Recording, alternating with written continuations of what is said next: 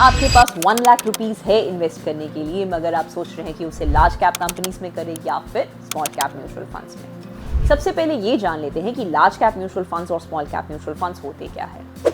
Large cap mutual funds invest करते हैं India की top 100 companies as per market capitalization.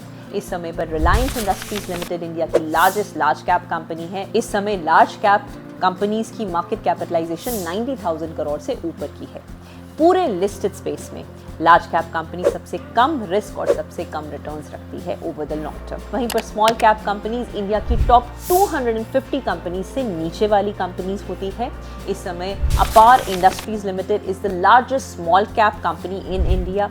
इस समय पर स्मॉल कैप कंपनीज की मार्केट कैपिटलाइजेशन 30,000 करोड़ से कम है और पूरे के पूरे लिस्टेड स्पेस में स्मॉल कैप कंपनी सबसे ज़्यादा रिस्क और सबसे ज़्यादा रिटर्न भी रखती है ओवर द लॉन्ग टर्म। हमारी फाइनेंशियल रिकमेंडेशन ये है कि आप एक डाइवर्सिफाइड अप्रोच के लिए जाइए। अगर आपकी रिस्क एपेटाइट कम है और आप अगर इक्विटी में इन्वेस्ट करना चाहते हैं, then you can opt for having 60% concentration in large cap companies and the rest can be opted for mid cap, small cap as well as hybrid mutual funds. और अगर आपकी रिस्क एपेटाइट ज़्यादा है, आपके पास 5 साल तक इन्वेस्ट करने का समय है, तो आप इन्वेस्ट कर सकते हैं up to 30% in small cap companies. Rest can be invested in large cap, mid caps as well as the hybrid mutual fund space.